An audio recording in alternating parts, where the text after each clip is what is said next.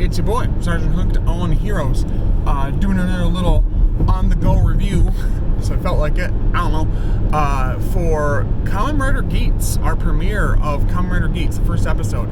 I was super pumped on, like, leading up to it coming out, clearly. I've talked about before, loving the suit design and the driver and stuff like that.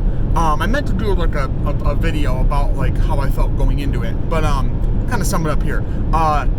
It's amazing. It's raw, quality content. So it's probably one of my favorite Rider premiere episodes in a long time, and that's really saying something because I've like pretty much enjoyed most of the premiere episodes of the last however many seasons since I've ever started watching the show. Saber's was a little less so and interesting, or not interesting, exciting, I guess you could say, to me than others. But that's not that I know I say this a lot, but like I don't despise Saber as much as I make it look like. There are parts that I don't like, but anyway. But this is a really good premiere episode. So what I like is from the jump we get an idea and a taste of the mystery for this season. So the whole setup is that there's a thing called the Desire Grand Prix. And how that works is there's this lady who goes around. She's like a servant or like an assistant to the game master, whoever that might be, which I have some theories in that. And she brings an entry box to each of these people. And inside is a Desire driver, which is the driver for the show. For any of the riders right now, until of course there'll be more drivers, I'm sure. And then an ID core. And we see from the very start there is a bunch of participants. I'm assuming most are cannon fodder, other than the ones we've gotten so far, like with like actors to them, as far as like, you know, we've seen stuff about Bufa and clearly Geats, Tycoon, you know, some of those, like clearly some of those are going to be, you know, probably doing a lot in the story or something, whereas some of the other ones are just going to be basically cannon fodder that are going to be killed in the same episode they're shown, or like have already been taken out. So it's really interesting with the setup for this because when you go through and watch the episode, this is technically the end of the first, like one of the first rounds for it or whatever.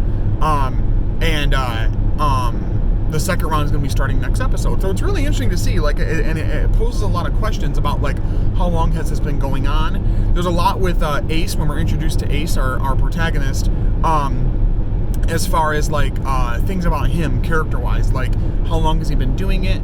His henshin pose is very fancy, and almost gives me the idea that maybe at one point he was, like, a butler or part of, like, aristocracy or something like that. He also, interestingly enough, has a coin with him that very much so looks like it has Julius Caesar on it. So I wonder if, like, he's been doing, like, somebody mentioned this, I think it was Jacob, actually, shout out, Guy Solk on, Twitter, mentioned, like, has this man been doing this since, like, has he been playing so long that he's been doing the DGP stuff since, like, ancient Rome? Which would be something pretty in depth to go into, and like something that would be pretty crazy, but would make sense. If you don't know, the main writer for this also wrote X-Aid, so there were some pretty shocking things that happened in that as well. But anyway, so we get a little introduction to Ace. He gets given the driver, and she goes, "You've been chosen to be a Kamen Rider," and he's like, "Yeah, I know." Which is interesting because as we get farther into the story, we see that once the game resets, after the mission has been won, most people involved with it, any civilians or whatever, lose their memories. So it's really interesting how that works. That he somehow is remembering, like a little bit what happened. But anyway, so we get introduced to Ace a little bit, and then we get to our main focus character, which is kind of cool because it kind of pairs nicely with Dom Brothers, where like a lot of the time Haruka is our like main focus character. Same thing here. So we get introduced to Keiwa Sakurai, I think his name is. He's Tycoon. He'll be Kamen Rider Tycoon, the raccoon type Tanuki rider. Eventually in episode 2 is when he'll transform. He's applying for a job at some like firm or something like that, and the boss is interviewing him, who's going to be, I think he's Ginpen, the penguin one, or maybe he's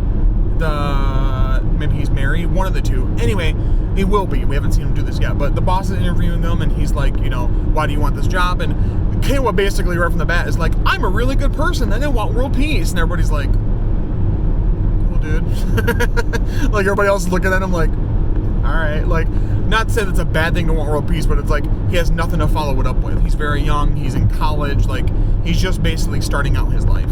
And it almost kind of gave me a little bit of a feeling of like Ryuki, where like when what's his name? When Ryuki himself, I can't remember what the rider's name was, it Shiro or whatever his name was. When he gets into it, like Wing and some of the other ones have already been riders for a little bit, whereas he's new to it and like new to like starting up his job and like very young and like wet behind the ears. Same thing with Keiwa, and I like that a lot. He's got a really good personality. He's got a good moral sense to him, and definitely think it'll be interesting to watch his character arc and his growth throughout the series. You also introduced this little secondary character named Sarah, who I think must be like a friend of his or something like that. He goes out to lunch with her because he's not so sure about if he got the job. While he's there, the game starts. DGP starts up. And we get some of the rules with it. So each mission that the riders do, they're tasked with defeating some what are called Jamato, or Yamato, Jamato, I think, and saving civilians. If they can do that, whoever gets the most kills and saves the most people wins the mission, right? So, and you want to win as many as possible to get as many points as you can to become what's called the desired deity, and you get to make a wish to recreate the world how you see so fit. And so, game starts, and a little like red like force field thing goes between them and like throws their like food up and separates them from his friend. And one of the Yamato comes in and attacks the guy that at this ramen shop that they're at, and attacks him too. Attacks Keiwa and like slices his cheek. Goes outside, and there's also this girl Neon. She's gonna be Kamen Rider Nago, like kitty, like cat looking rider, and she is a live streamer, like an internet celebrity type of a situation, and she also seems to want to get out of that life a little bit. Like, it seems like she's okay with it, but that she wants to kind of break free and do something different and be independent. She mentions like, I ran away from home, blah blah blah. So like, it's very interesting setup for like a female character / writer in this. But yeah, and her bodyguards, one of them was played by John Constantine. Shout out my boy John Constantine. Oh my goodness. So she gets attacked as well. Well, her bodyguards do. They keep her safe, basically. And she meets up with Keiwa, and they're kind of talking. She's like, what's going on? He's like, I don't know, you know, and he tries to explain a little bit what happened. Then we get not only Kamen Rider Shiro, who's played by the same actor who played Nosan Yosha, you know, the Kyoryu Blue from Kyoryuger, but also our seemingly secondary or tertiary rider, Kamen Rider Buffa or Buffa. People keep making the joke, the Buffa these nuts thing.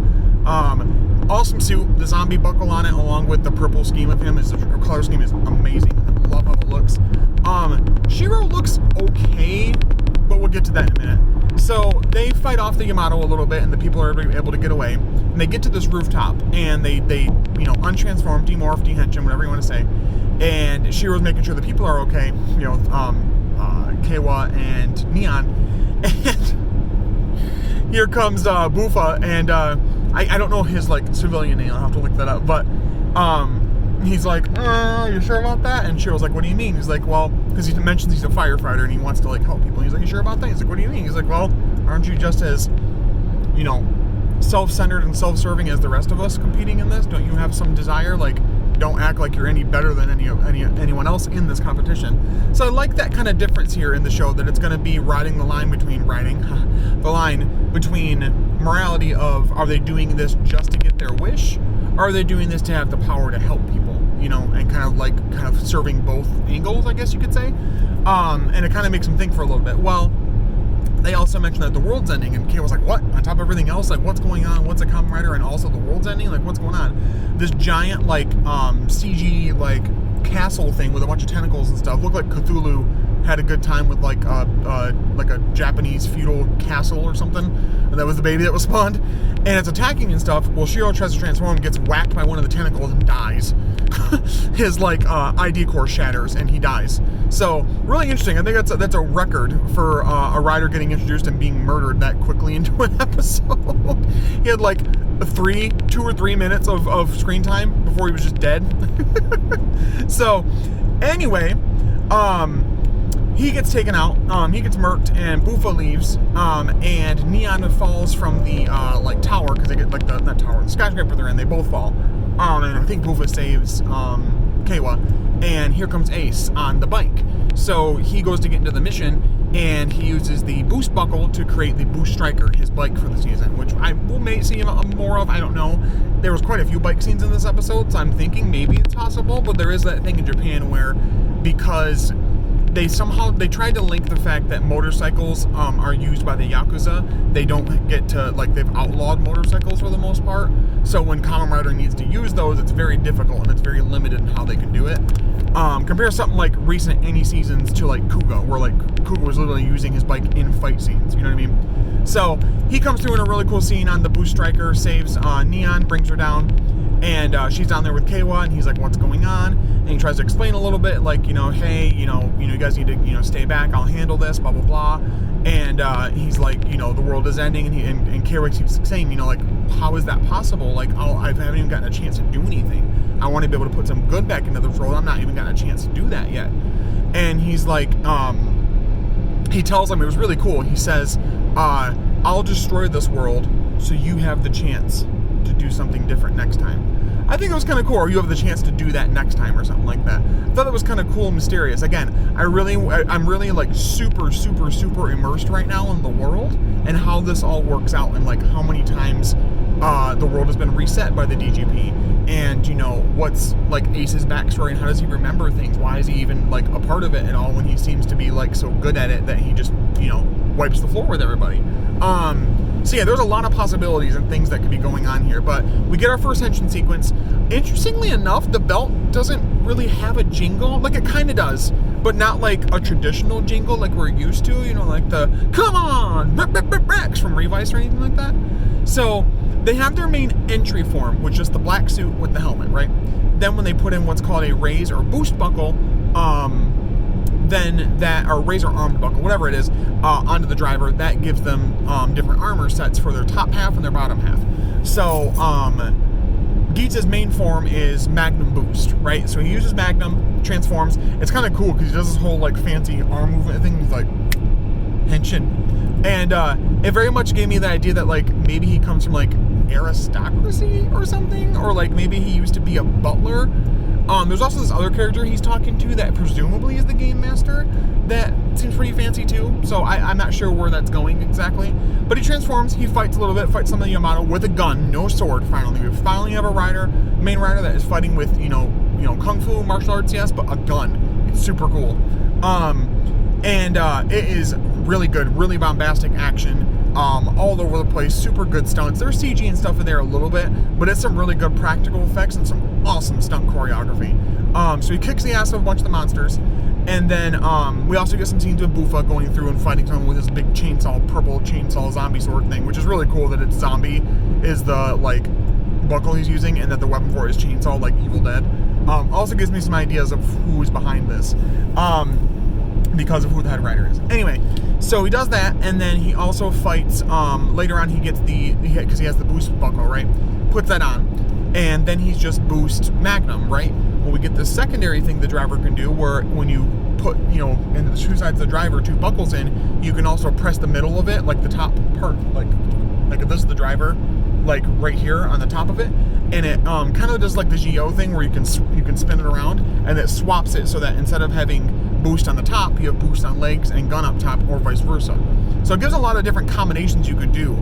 Boost Magnum, Magnum boost, boost water, water boost, like all the different types. There's like a million combinations. But anyway, we get the main form that we'll see Geats in quite often, which is Magnum Boost, and it looks really great. I love the color scheme. I love the red and the white mixed together. His little like foxtail scarf is really cool. The use of the guns is really awesome. The fight is really cool. He's super fast because he's got the boost part to him now. And we finally get the grand victory, like rider kick he does with the little, Geats fox symbol, and he destroys the big building monster, tentacle thing. Does that, gets down, and then as he's talking to Keiwa, he's instantly, the boost buckle, like, detaches from the driver and blasts off away from him, and he, like, dehensions, demorphs, whatever. Which begs the question is, like, are the buckles sentient, or is it, like, it's a power-up, so, like, it's, like, resetting for the next match, and he can get it next time, maybe? That's, like, kind of, like, too, is this idea and this kind of, want to say method, but this concept that they kind of will like get their equipment OSP, which means on-site procurement. Like they won't always start with all the stuff that they usually have. I kind of like that. I think it's kind of cool, and it very much gives like a game sense to it, a video game sense to it. Keep that in mind. So he defeats the monster, blah blah blah, saves everybody. Everybody's good. And the world is starting to reset. And Kayla says, you know, what's going on? What's going to happen? Am I going to remember? He's like, maybe not, but I don't think you want to remember this. You should want to forget this, blah, blah, blah. And things reset. Kayla wakes up in his bed. He goes back to the ramen place again to have his little lunch date with his friend. And he starts to like slightly remember things. Then he's approached by one girl that was bringing the driver to everybody, with the driver saying, congratulations, you've been chosen to be a Kamen Rider. With his, it doesn't show it, but he's going to have the Tycoon little ID core. And he starts to remember things. So I wonder if like some of the concepts we're getting together here is that if you are chosen to be a rider, most likely you're going to keep getting approached for that, and you keep the memories somehow. Other people won't if they're not riders, but that you will if you are a rider. There's lots of mystery surrounding the season about the DGP and if it's, you know, malevolent or benevolent. There is like a little shot near the end of some person, like masked person that calls themselves, I think, the Game Master, that people think in the way that they speak sounds a lot like Kuroto Dan. And I think it'd be really cool if they connected it to X8, that now, especially with the specials with 01 where Kuroto Dan is still alive, you know, because he's made into a human gear and all that. I think, honestly, I would be fine if it was set up that he was like the one that created the DGP somehow, or I don't know, somehow was like messing with it. It would also make sense that there's a zombie raise buckle when there's dangerous zombie, you know? So they also may not. Maybe we may all be completely wrong and it's just its own standalone season, but it would be really cool if it had some kind of connection to a previous season, because we don't do that a lot in Rider, here and there, but like nothing big story-wise is connected that sets up another season. So it'd be really cool if they did that. But overall, a really good premiere. I know this is a longer review, but I kind of wanted to go in depth in details about what happened and generally how I felt about it. Really good premiere. I really liked all the main characters we were presented with. I mean, Shiro gets the shaft, but Shiro also got the... I mean, he was murdered too, so I mean, like, wasn't a whole lot of time for me to do anything anyway. But yeah, overall, really good premiere. I really like our main rider. I like that he's cocky, he's sure of himself, he's pre-established before the season started. I like the mystery surrounding it, like how long has he been doing it for? Why does Bufa hate him so much and want to always be ahead of him in points? There's something going on there with that rivalry. And I like our like kind of frame character or focus character of K1 not knowing anything about what's going on and like figuring it out as the audience figures it out. I think that's really cool. So yeah, it's got a really good setup. I love the driver. I love the sounds and everything that it has. That'll be coming in pretty soon. I got that all set up, so that should be coming in the mail pretty soon. I'll do a Toku Toy view on that. I love the suits so far, the attacks and everything, the fight choreography, the monsters are really interesting, so I'm hooked. I think it's going to be another really good season, and I have a really good feeling about this really being like probably people's favorite of the Reiwa era. Not that Revice or 01 or Saber were absolute trash, but they had their issues here and there, and I think that this will have less of that. I just have a good feeling about it. It may not, maybe it will be garbage, or maybe it will have some of the same issues, but I get the feeling that it might not. Overall, really good premiere. If I had to score it, I probably would fit it somewhere, probably a good like 9 out of 10. I think it was a solid premiere. I would say no. I would say I could give it a 9.5. It wasn't perfect, but it was really, really good. It was really, really good. A really nice setup, and I really like, you know, some of the concepts they're trying to put through and things they're trying to help, you know, ease the viewer into overall. And the way it kind of like remixes around some of the ideas we know of Kamen Rider in terms of like heroism versus, you know, a selfish act, and are you truly being a hero to be a hero, or are you trying to get something out of it? And just overall the concepts of Rider kind of being, you know, mixed up and thrown around into a blender within the season. I think it's pretty cool. It's got a really cool setup. Just so you guys know, this week on the podcast, Henshins and Homies, if you guys haven't checked that out, episode 0 is up on my page right now. Eventually we'll have a YouTube page for Henshins and Homies. Basically a little podcast with my good friend Frankie Toku, where we, you know, fanboy, every week and freak out together about, that week's, episodes of Rider and Sentai. But also we're spotlighting community members and stuff like that. People that do really awesome stuff in the community, may it be art, original ideas like Jaminger, video editing, sound editing, whatever. But this week, just so you guys can know, our very first guest that we're going to have on the show for episode 1, talking about Kamen Rider Geats, actually, and our thoughts on it, is going to be the man, the myth, the legend, Squall Charleston. I'm very excited about that. I approached him yesterday about it, and he actually responded and said he would be down to do it.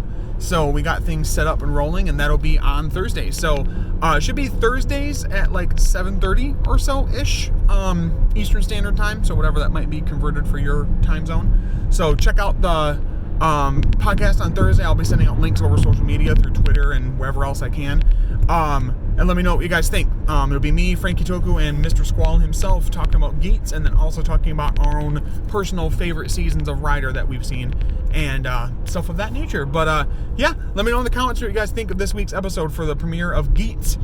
Look out for Don Brothers. The next episode review will be up pretty soon, I'm hoping. But until next time, stay hooked on them heroes. I'll talk to you later. Bye, bye, bye, bye.